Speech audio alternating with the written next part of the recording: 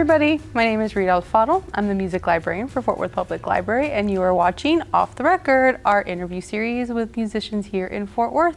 And today we are interviewing Miss Tatiana LadyMay Mayfield. Hi, Tatiana. Hi, Rita. Thank you so much for joining us today. We really appreciate it. So I want to give you the opportunity to go ahead and introduce yourself and talk a little bit about who you are and where you're from and all that good stuff. Well, I am, like you said, Tatiana LadyMay Mayfield. I am from here in Fort Worth. I grew up in West Fort Worth, and I went to Brewer High School in White Settlement. And yeah, I am a jazz and soul vocalist here, and also a musician and educator and composer.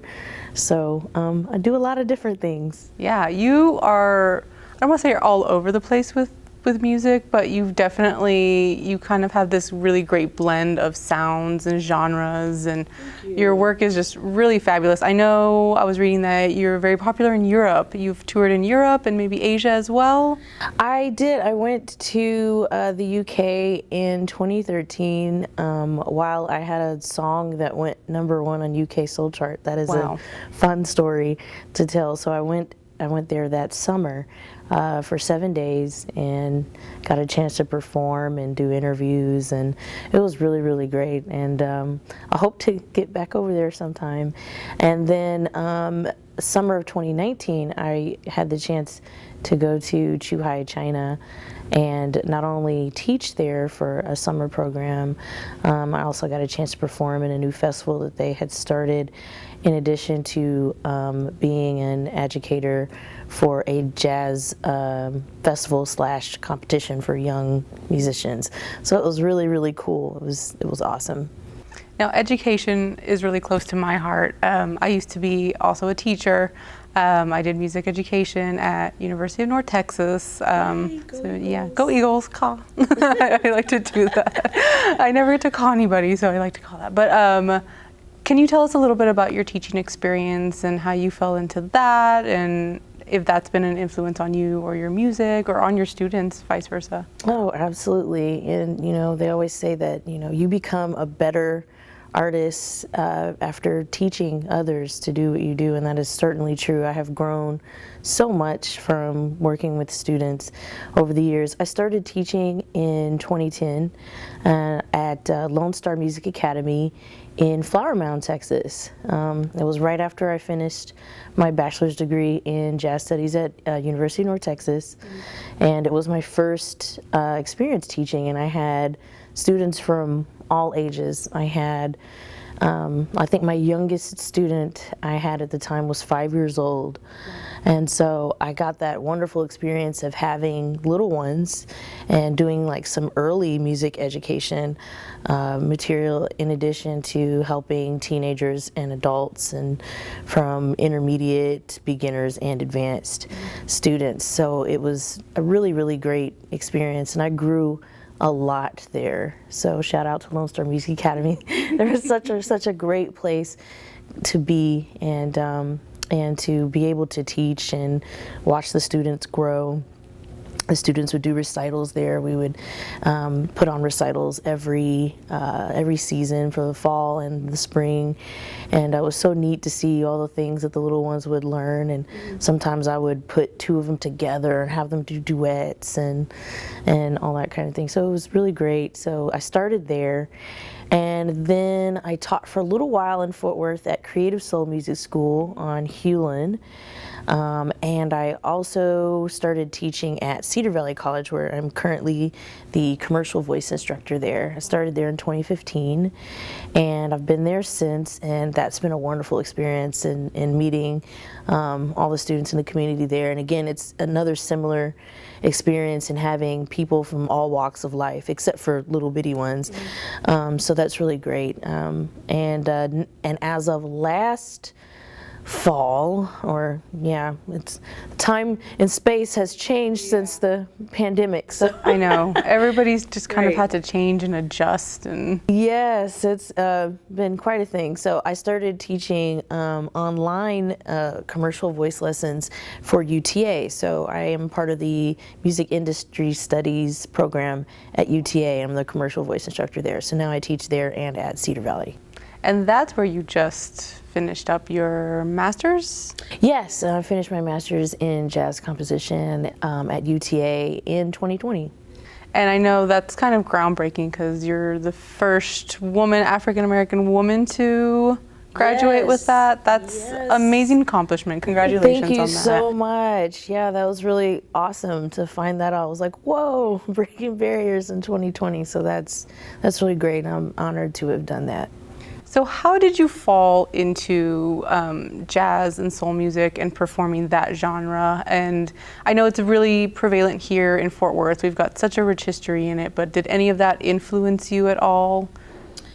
Well, I just growing up, music's always been a really big part of my family. My parents, growing up, they always had a very wide variety of music they listened to. So growing up, we had, you know, all kinds of mediums to listen to it on, whether it was albums, tapes, CDs. You know, my parents had a grand collection and they loved music. So my love of music started with them, most definitely. And it just kind of grew over time. Like there was really never a moment in my house that there wasn't music playing. It played from sunup to sundown. And then as I have two siblings, I have an older sister, Takesha, and a younger brother named Charles. And between them two, they also played music as well, so I would learn different music from them. And it's so funny, when we were growing up, in the morning, it was kind of like a fight for whose stereo was going to be the loudest in the morning, whose music was, you know, going to be the loudest, and whoever I heard first, it would be stuck in my head all day. And funny story, whichever song I would hear in my head that day, I would sing it in my head at school all day long. But then I realized I was singing it out loud sometimes in class, so I'd get in trouble for singing or talking in elementary school. But I always had music playing. And then later on, coming home from school, that's when I would hear my parents' music all day and on weekends. So it was just always music in my home. And then finding out later that my aunts, on my mother's side, they had a singing group in Louisville, Kentucky. And so there's a lot of music on that end, and my grandfather was a singer, actor, dancer, kind of did a little bit of everything, and my grandmother played piano, great-grandmother played. So a lot of musical things come from that side of the family, so it was kind of, I think it was kind of destined for me to do some musical things there. So, but that's where it started with my parents. So I assume they're very supportive of you and in this career that you've been very successful in. So, yeah.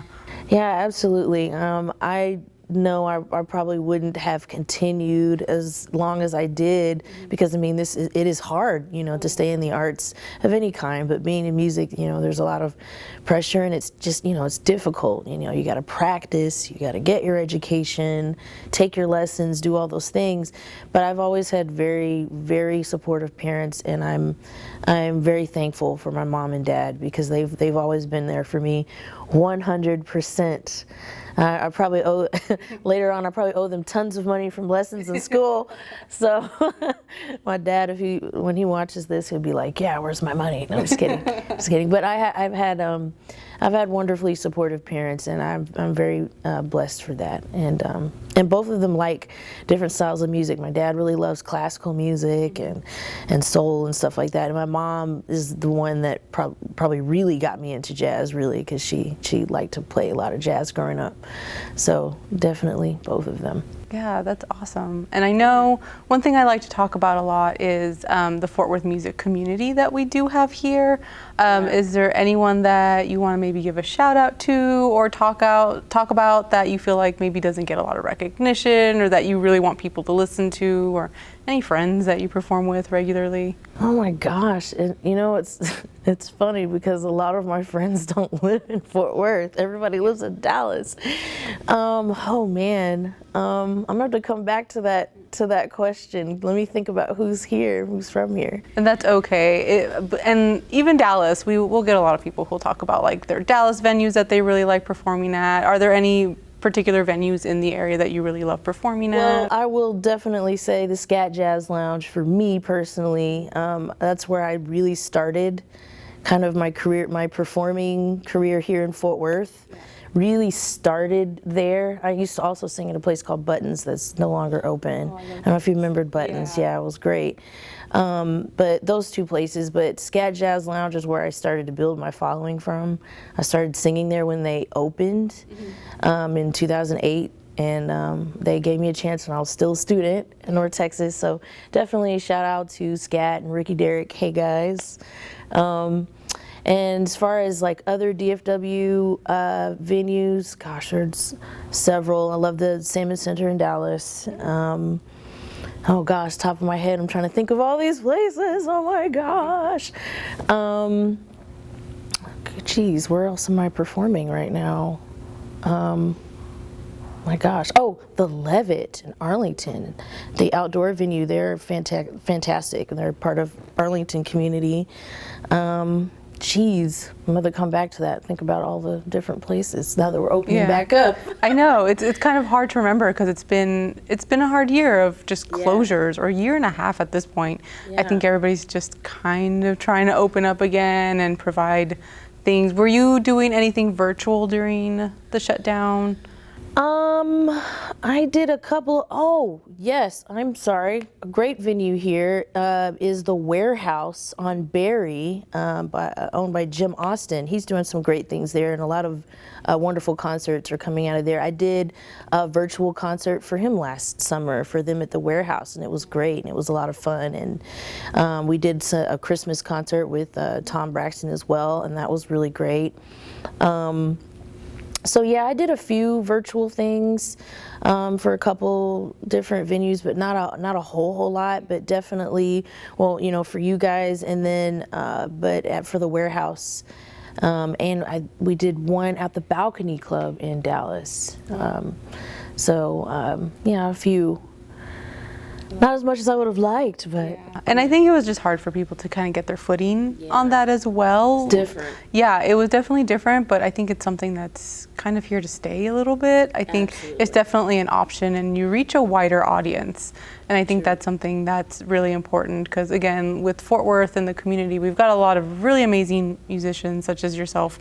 And I think it's really great exposure to be able to provide something like that to an outside audience that may not be able to get it. Like I know for some of our virtual Third Thursday Jazz, we've had people from Australia tuning in, people from European countries, other Asian countries just tuning in, and they're just really excited to see it, even the time zone difference. But I know I definitely got some new followers after the concert, so that was really cool. So yeah, I will say that I was really glad that we had that option when we couldn't all, you know, be together in normal settings.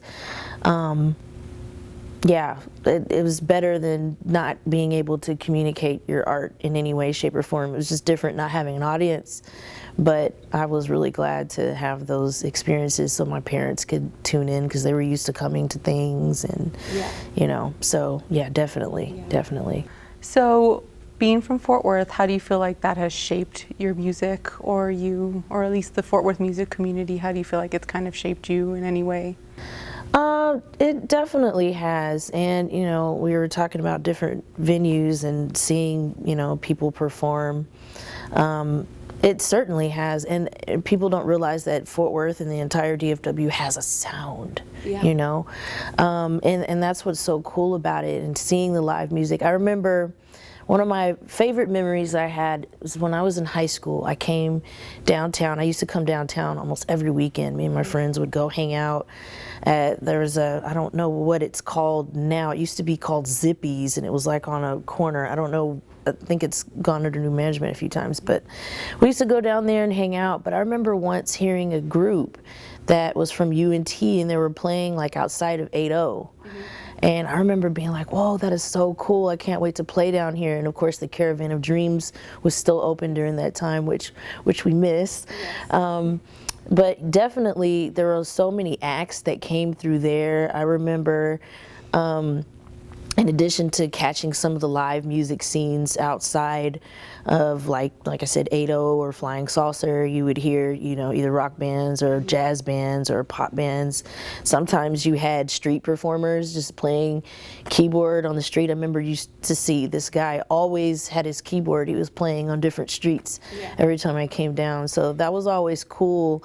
And having a dream of performing at the Bass Hall someday and seeing concerts there.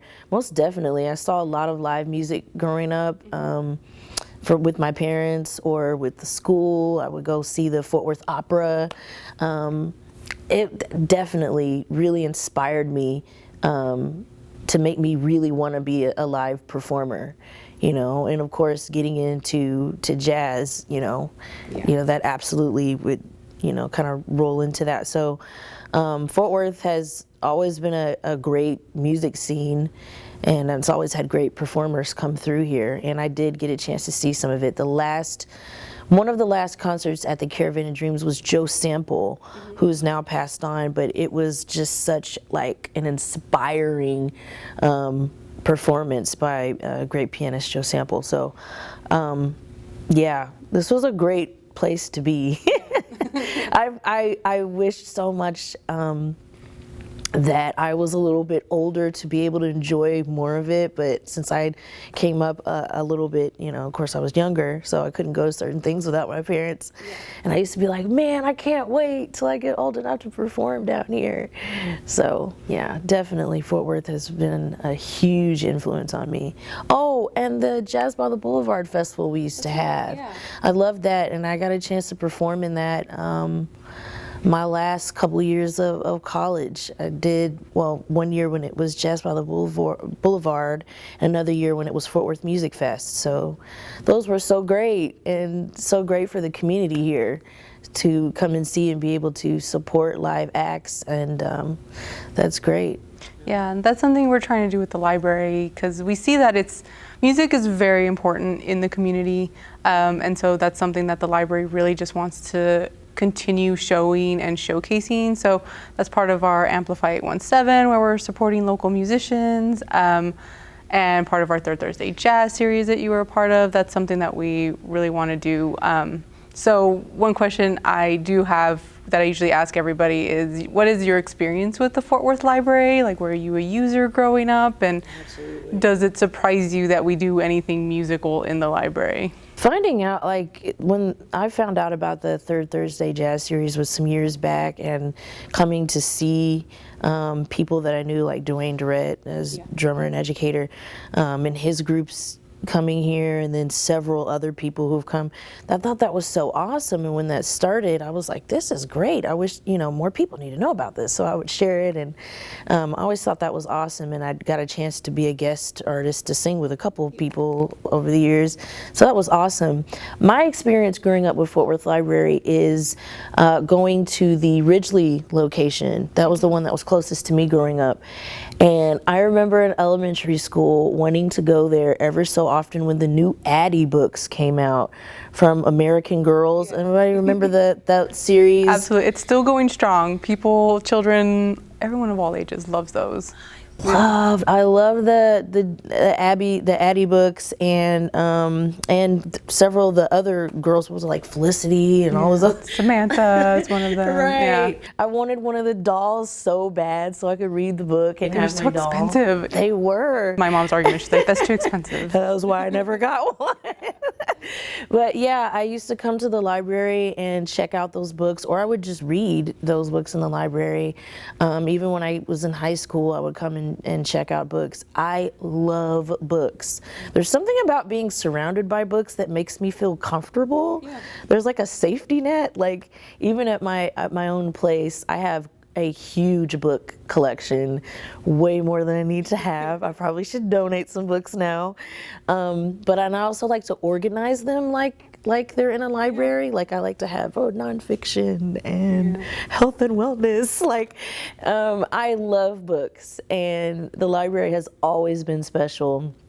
special to me and my family because I was always instilled early that reading was important and that, you know, reading is good for you, you know, mentally and just physically for your mind. You know, reading takes you to another place. Like TV's great, but when you read a book, you can create everything yourself, you know?